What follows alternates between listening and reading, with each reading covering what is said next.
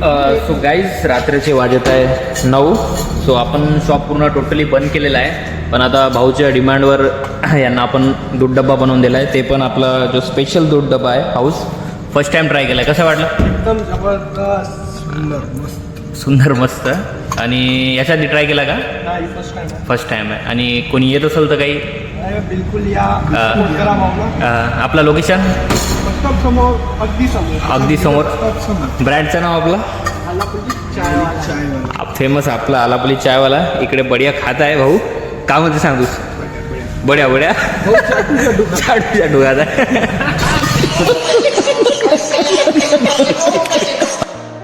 यही नहीं, अभी और सुनिए.